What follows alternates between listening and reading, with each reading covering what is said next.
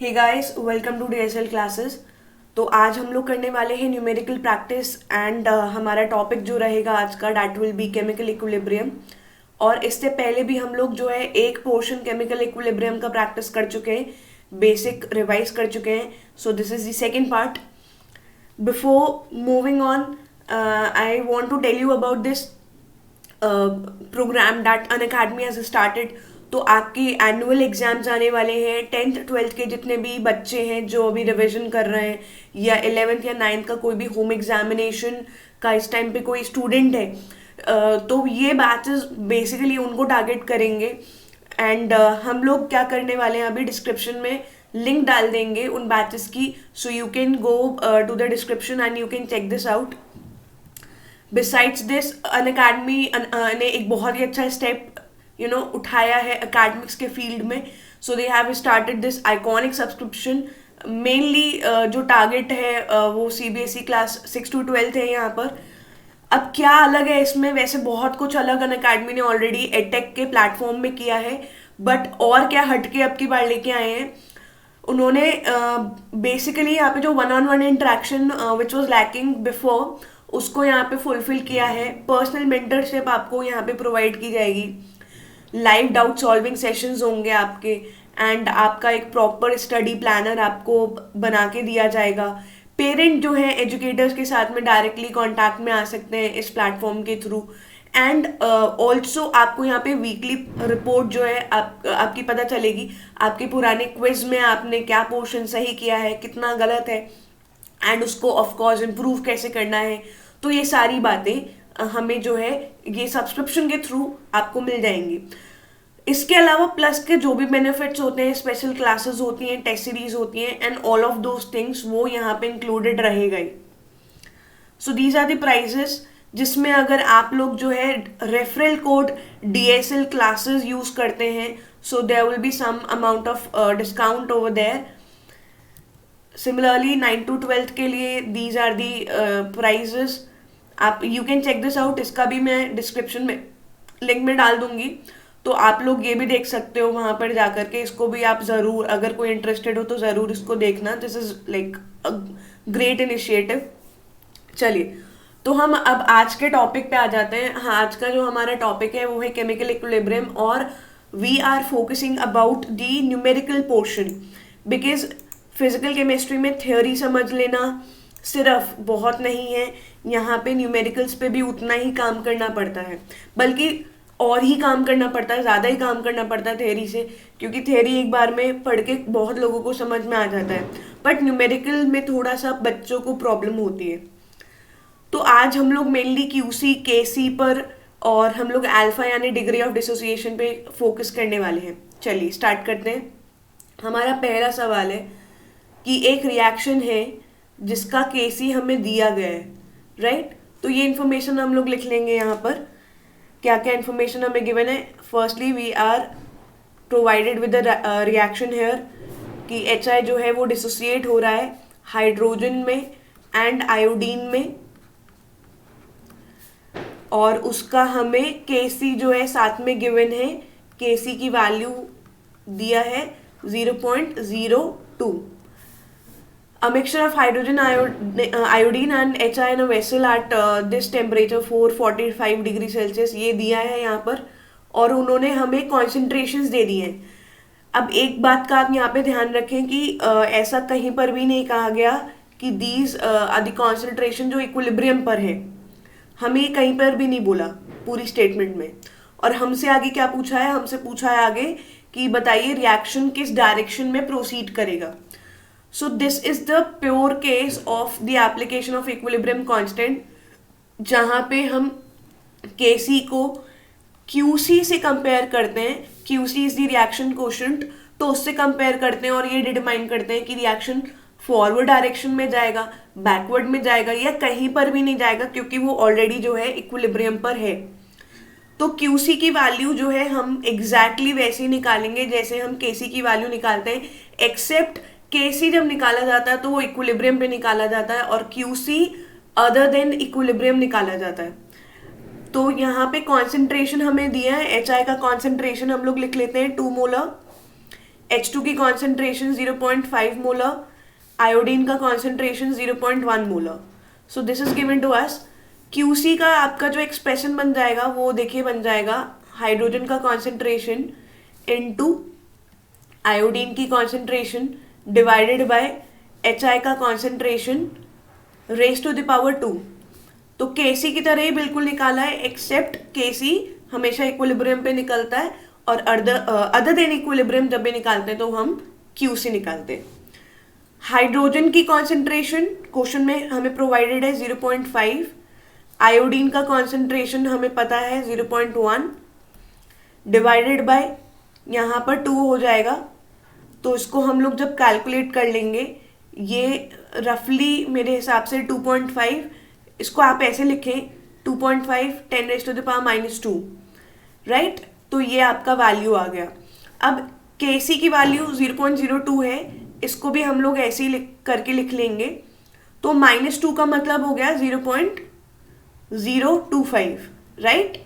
सो ये आप मतलब 2.5 वैल्यू है यहाँ पर ऑलरेडी. -2 यानी 2 जो है डेसिमल वो और आगे की तरफ आपको शिफ्ट करना होगा सिंस -2 है यहाँ पे.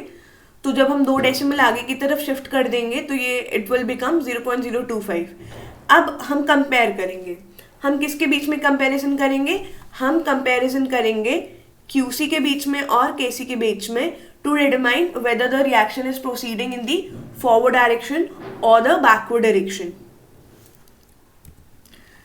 अब जैसे आपको पता ही है कि क्यूसी की वैल्यू जो यहाँ पे आई है वो कितनी आई है 0.025 आई है और केसी की वैल्यू हमें क्वेश्चन में जो ऑलरेडी गिवन थी दैट वाज 0.02. तो हम यहाँ पे कह सकते हैं कि QC is greater than KC, right. आप यहाँ पे कंक्लूड कर सकते हैं इस बात को. अब ये जब होगा तो यहाँ आप देखें स्टार्ट में आप देखें कौन सा कंडीशन है. ये 3 कंडीशन यहाँ पे मैंने एक डायग्राम के फॉर्म में लिया हुआ है और इन तीनों कंडीशंस में कौन सा कंडीशन है जो यहाँ पे सेटिस्फाई हो रहा है उसको देखें and then we will answer कि रिएक्शन जो है कहाँ जाएगा, फॉरवर्ड में जाएगा या बैकवर्ड में जाएगा. सो क्यूसी इज ग्रेटर देन केसी यानी definitely it is this case. Q आपका बड़ा है और के आपका छोटा है. तो बैकवर्ड एरो यहाँ पे मुझे दिखाई दे रहा है, राइट. तो जो रिएक्शन है वो बैकवर्ड डायरेक्शन में प्रोसीड करेगी. इतना ही इसमें बताना था कि जो रिएक्शन है वो पीछे जाएगा, हमें इतना ही कंक्लूड करना था. And this is one of the applications of equilibrium constant. आप लोगों ने पढ़ा भी होगा थियोरी में केमिकल इक्विलिब्रियम के अंदर, राइट. तो इस तरह से इसको हम लोग जो है बहुत ही आसानी से सॉल्व कर लेंगे. चलते हैं, अब आगे चलते हैं, अगले क्वेश्चन की तरफ चलते हैं.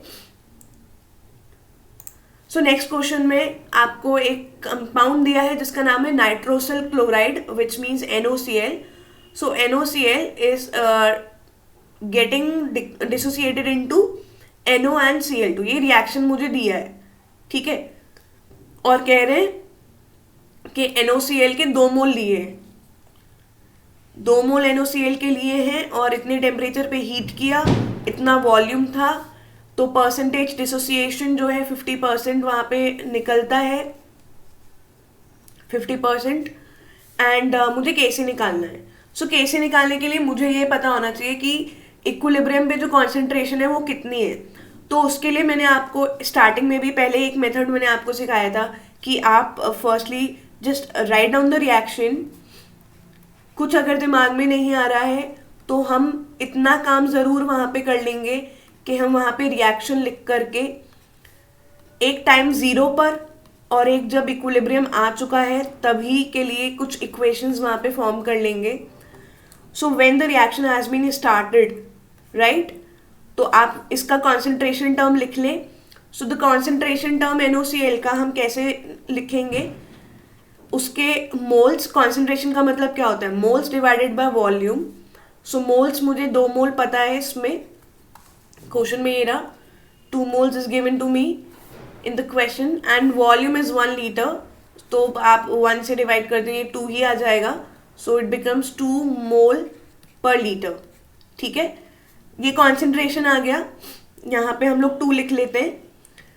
अब अगला जो काम है यहाँ पे जो हमें करना है, इसको हम सी नाम दे दें। अगर ये जो नंबर है इसको हम लोग सी नाम दे दें। अब अगली हम बात करेंगे इक्विलिब्रियम पे कि मान लीजिए इक्विलिब्रियम आ चुका है, तो ये सी टूटेगा और ये सी अल्फा से मान लीजिए टूटता है। आपने थ्योरी में पढ़ा होगा कि alpha is the degree of dissociation है, एंड हम लोग जो है सी अल्फा मोल्स को ना यूज करके हम लोग जो है सी अल्फा को यूज करते हैं, कन्वीनियंट होता है कंपेरेटिवली। तो ये सी अल्फा से टूट रहा है और उस वजह से ये यहाँ पे सी अल्फा बनेगा। एंड क्योंकि यहाँ पे हाफ है, आगे स्टोकियोमेट्री आप देखें ध्यान से, यहाँ पे हाफ लगा है, तो ये हो जाएगा सी अल्फा बाय 2। ठीक है, यहाँ तक सभी को समझ में आ गया। तो इतना पोर्शन हम लोग पहले भी कर रहे थे। पुराना एक जो न्यूमेरिकल का मैंने आपको वीडियो बना के दिया था, तो उसमें भी हम लोग इतना काम कर रहे थे। बट द डिफरेंस वॉज कि वहाँ पे हम लोग मोल्स के टर्म में वी वर फोकसिंग, वहाँ पे हमने अल्फा को इंट्रोड्यूस नहीं किया था, हम वहाँ पे परसेंटेज डिसोसिएशन की बात नहीं कर रहे थे। So now we are going to talk about the alpha. Alpha हम लोग सीख चुके हैं अभी, तो हम लोग अल्फा के टर्म में काम करेंगे, बहुत कन्वीनियंट होता है। तो सी अल्फा से टूटा, सी अल्फा बना NO, और यहाँ पे सी अल्फा बाय 2 बना। ठीक है, अब हमारा काम है इक्विलिब्रियम कांस्टेंट को निकालना। क्वेश्चन में जो हमसे पूछा गया है वो पूछा गया है केसी, यानी इक्विलिब्रियम कांस्टेंट। तो उसका हम लोग जो है एक्सप्रेशन बना लेते हैं एक बारी। केसी का यहाँ पे एक्सप्रेशन क्या बन जाएगा, NO की कॉन्सेंट्रेशन इनटू क्लोरीन की concentration raise to the power 1/2, and नीचे डिनोमिनेटर में आ जाएगा NOCl का कॉन्सेंट्रेशन। ठीक है, कि हमने इक्विलिब्रियम कांस्टेंट का एक्सप्रेशन बना लिया, वेरी सिंपल। अब मुझे जो कॉन्सेंट्रेशन लिखना है वो अल्फा और सी के टर्म में लिखना है, इतना हम लोग यहाँ पे ध्यान रखेंगे। तो ये जो कॉन्सेंट्रेशन यहाँ पे आया है, इसी को उठा करके हम लोग को नीचे लिख देना है। तो केसी का जो मेरा एक्सप्रेशन है वो हो जाता है अभी, देखो NO का कॉन्सेंट्रेशन कितना है, सी अल्फा, ये लिख दूं, इनटू क्लोरीन का कॉन्सेंट्रेशन कितना है, देखो सी अल्फा बाय 2, ये लिखे हैं हम यहाँ पर। तो ये हो गया C alpha by 2 raise to the power 1/2, आपको जो है यहाँ पे करना होगा, अंडर रूट में रहेगा ये पूरा, डिवाइडेड बाय। अब NOCl का कॉन्सेंट्रेशन हम लिखें which is C minus C alpha. तो C कॉमन ले लोगे तो यहाँ पे 1 माइनस अल्फा बन जाएगा। ठीक है भाई, अब एक कॉन्सेंट्रेशन, ये तो C तो यहाँ पे कैंसिल हो गया इस वाले से, बचा क्या आपका टर्म, आपकी जो यहाँ पे रह गई वो ये रह गई under root of C alpha by 2। इसको हम लोग ऐसे ही अभी रखेंगे, इसको हम कैलकुलेट करेंगे सारा वैल्यूज वगैरह रख करके, alpha divided by 1 minus alpha. ठीक है भाई, इसको फर्दर हमने सिंप्लीफाई कर लिया और कुछ नहीं किया है, इसको फर्दर सिंप्लीफाई किया है। Now coming back to the question, हमें वैल्यू जो पता है अब हम वो रखेंगे। हमें C की वैल्यू पता है 2 है, साथ ही में हमें पता है कि द परसेंटेज डिसोसिएशन इज 50%। देखिए 50% का मतलब क्या है, आधा टूटा है, आधा बच गया है, यही मतलब हुआ है इस बात का। ठीक है, 50%, जैसे अगर आपने स्टार्टिंग में 10 मोल लिया तो 5 मोल, आधा मोल टूट गया, आधा बच गया, 5 मोल डिसोसिएट कर गए, 5 मोल रह गए पीछे। 12 मोल से स्टार्टिंग की, 6 मोल टूट गए, 6 मोल पीछे बच गए, लाइक दिस। तो अल्फा की जो वैल्यू है मतलब हम लोग रखेंगे यहाँ पे 0.5। ठीक है, परसेंटेज में आपने नहीं रखना है उसको आप लोग फ्रैक्शन में कन्वर्ट करके रखेंगे। तो 50% को आप जब फ्रैक्शन में कन्वर्ट करेंगे तो 50, मैं ये यहाँ साइड में एक बार ही बता देती हूँ इस बात को, क्या कह रही हूँ मैं। 50% को अगर मुझे अल्फा के लिए लिखना है तो अल्फा लिखा जाएगा 0.5। तो आपने क्या किया, जो आपको परसेंटेज दिया है उसको आप 100 से डिवाइड करेंगे, ये आ जाएगा 0.5। ठीक है, ये आप करेंगे यहाँ पे बेसिकली। अब सारे वैल्यू हम लोग रखेंगे। कॉन्सेंट्रेशन यहाँ पर 2 है, अल्फा 0.5 है, डिवाइडेड बाय ये 2 हो गया। अब अल्फा की यहाँ पे 0.5 और नीचे 1 माइनस 0.5 भी क्या आएगा, 0.5 आएगा। तो ये पूरा टर्म कैंसिल हो गया, यहाँ से 2 कैंसिल हो गया, अल्टीमेटली बचा क्या मेरे पास, under root of 0.5। So this is the answer. Final answer क्या रहेगा, अंडर रूट ऑफ 0.5। इस तरह से आपको जो है थोड़ा सा प्रैक्टिस करना होगा। एक बार मैं आपको हल्का सा एक आइडिया दे दूं, जब भी ऐसा परसेंटेज डिसोसिएशन दिया रहता है तो उसका मतलब क्या है, जैसे अगर मैंने कहा 80% टूटा है, अल्फा की वैल्यू क्या ले लेंगे हम, 0.8। ठीक है, बात समझ में आ रही है सबको? 80 को 100 से डिवाइड किया हमने तो 0.8। मैंने कहा नेक्स्ट कि 70% टूटा है तो अल्फा की वैल्यू 0.7, 70 डिवाइडेड बाय 100 0.7। मैंने कहा 60% टूटता है तो अल्फा की वैल्यू 0.6, 60 डिवाइडेड बाय 100 यानी 0.6, like this. So I hope I am clear to everybody. Now moving on to the next question. ये अगला सवाल भी उसी कंसेप्ट पर बेस्ड है जो अभी हम लोग करके हटे हैं। थोड़ा सा ट्विस्ट है यहाँ पे, अब आपसे थोड़ा घुमा के पूछा है बस, और कुछ नहीं है। तो ये वैरायटी ऑफ क्वेश्चन आपको आना चाहिए, किस तरह से अप्रोच करनी है।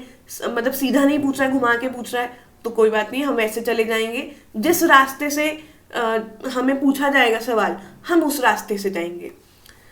सो केसी की वैल्यू हमें यहाँ पे गिवन है, केसी की वैल्यू है 0.04 एंड कह रहे हैं कि एक रिएक्शन है जिसका शुरुआत क्लोरीन से किया जाता है एंड PCl3 के इतने मोल हैं, इतना इसमें वॉल्यूम है, 2 लीटर उसका वॉल्यूम है। तो इसकी बताइए ये जो रिएक्शन है, इस रिएक्शन का what is the value of degree of dissociation, alpha की वैल्यू जो है हमने यहाँ पर निकालनी है। ठीक है, तो अब यहाँ पे एक हल्का सा ट्विस्ट है। ट्विस्ट क्या है कि रिएक्शन जो हमें दिया है, रिएक्शन तो हमें क्या दिया है, क्लोरीन कंबाइन कर रहा है PCl3 के साथ में और बना रहा है PCl5। रिएक्शन तो मुझे ये दिया है, तो इसका अगर मैं कॉन्सेंट्रेशन निकालूं टाइम इक्वल टू 0 पे, अगर मैं इनकी पहले तो कॉन्सेंट्रेशन टर्म्स की बात करूं तो यहाँ पे इसका मोल्स मुझे 0.4 दिया है डिवाइडेड बाय वॉल्यूम 2, तो ये कितने मोल आ गए, 0.2 मोल्स आ गए। और 0.4 सेम तरीका इसके लिए हम अपनाएंगे PCl3 के लिए, 0.4 डिवाइडेड बाय वॉल्यूम 2। सो ये आपका कॉन्सेंट्रेशन है, ये 0.2 molar and this is also molar. ठीक है, तो ये टाइम 0 पर है। ये रिएक्शन की बात हो रही है और इसी रिएक्शन का जो है हमसे अल्फा पूछा जा रहा है, डिग्री ऑफ डिसोसिएशन पूछा जा रहा है। बट क्वेश्चन में आपको बहुत ध्यान देना है, यहाँ पे जो क्वेश्चन है उसमें Kc की वैल्यू जो हमें गिवन है वो इस रिएक्शन की गिवन है। तो मेरा रिएक्शन रिवर्स्ड है, जिसका मेरे को अल्फा निकालना है और जिसका मुझे Kc दिया है वो रिएक्शन रिवर्स्ड है। तो आप जब इस रिएक्शन की बात करेंगे, हम लोग एक नया अपना इक्विलिब्रियम कांस्टेंट यहाँ पे निकाल लेंगे K' which will be 1/Kc। Kc क्या है जो मुझे क्वेश्चन में दिया है, कितना दिया है, 0.04। तो हम इस वैल्यू को यहाँ पर यूज करने वाले हैं। बस यहाँ पे ये हल्का सा ट्विस्ट था एंड अक्सर यहाँ पे हमसे गलती होती है, ऐसे छोटे छोटे बातों में ही हमसे गड़बड़ हो जाती है और फिर हम सोचते हैं बहुत डिफिकल्ट है सब्जेक्ट, इक्विलिब्रियम में मार्क्स नहीं आ रहे हैं हमारे, है ना। तो ये इन सब बातों को ध्यान रखना है हमने। सो Kc की वैल्यू 0.04 दिया है, लेकिन वो ये रिएक्शन के लिए दिया है जहाँ पे PCl5 टूटा है और हमसे अल्फा पूछा है इस रिएक्शन का जहाँ पे PCl5 बन रहा है। So we will reverse the value of equilibrium constant, हम 1/Kc करके उसको यहाँ पे लिखेंगे। अब हम अपना जो सवाल है उसको आगे बढ़ाते हैं। चलिए लेट्स गेट स्टार्टेड। यहाँ आपको मैं दिखा देती हूँ। तो ये 0.2 मोलर तो आ गया एंड ये 0.2 मोलर ये टाइम 0 पर है। ठीक है, अब इक्विलिब्रियम जब आएगा, इक्विलिब्रियम का टाइम जब आ चुका है तो मुझे इसको ब्रेक डाउन करना होगा क्योंकि ये रिएक्टेंट है। तो C - C अल्फा ही हम लोग यहाँ पे लगाएंगे। तो 0.02 - 0.02 इंटू अल्फा। ठीक है, C क्या है यहाँ पे, कॉन्सेंट्रेशन है, ये देखो ये C है, this is the concentration term. तो C - C अल्फा, पिछले वाले सवाल में क्या लिखा था हमने सी माइनस सी अल्फा। तो उसी तरह से यहाँ पे भी क्या लिखना है, C minus C alpha, where C is 0.2, तो 0.2 माइनस 0.2 अल्फा, सेम यहाँ पर 0.2 माइनस 0.2 अल्फा।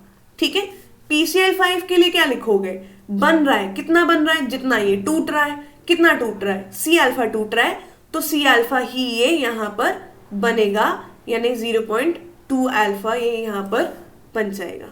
ठीक है, अब हम लोग इसके इक्विलिब्रियम कांस्टेंट का जो एक्सप्रेशन है उसको हम लोग बनाने वाले हैं, वो देखिए जरा। तो इक्विलिब्रियम कांस्टेंट की वैल्यू तो मुझे यहाँ से पता चल गई, 1/0.04 है। इसको आप सॉल्व करेंगे, यहाँ डेसिमल हटाएंगे, ऊपर 100 लगेगा, तो ये मतलब वैल्यू कितनी हो गई, 25 ये वैल्यू हो जाती है यहाँ पे इस तरह से।